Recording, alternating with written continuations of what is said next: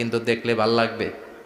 আল্লাহ কেমন করে মৃতরে জীবিত করো তুমি দেখাও। আল্লাহ বললেন 4টা পাখিরে টুকরা টুকরা করো, জবাই করো, টুকরা টুকরা করো, পায়ের সাথে মাথা মিশাও, মাথার সাথে কলিজা মিশাও, টুকরা টুকরা করে ওই পাহাড়ের মধ্যে ছিটিয়ে দিয়ে আস। এরপরে এই পাশে এসে সুম্মা দুহুন্না ইয়াতিনাকা সায়া, আমার নামে পাখিগুলারে ডাক দাও। উনি এই পাশে এসে আল্লাহর নামে টুকরো টুকরো করে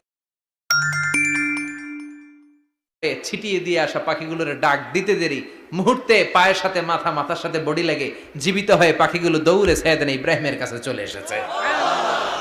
আল্লাহ তাআলা একজন প্রসিদ্ধ নবীর ব্যাপারে কিছু তথ্য দিয়েছেন, এই তথ্যগুলো আজকে আমরা শুনবো ইনশাআল্লাহ। পড়েন।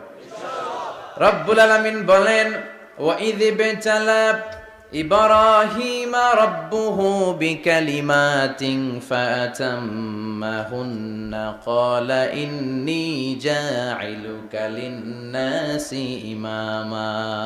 সুবহানাল্লাহ পড়েন। যেই নবীর ব্যাপারে আল্লাহ তথ্য দিলেন ওই নবীর নাম ইব্রাহিম আলাইহিস সালাম। সবাই বলেন কি নাম? চিল্লায় বলেন কি নাম?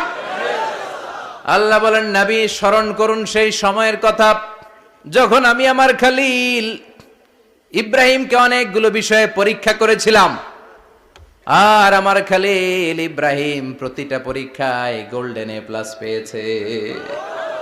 প্রতিটা পরীক্ষায় সফলতার সাথে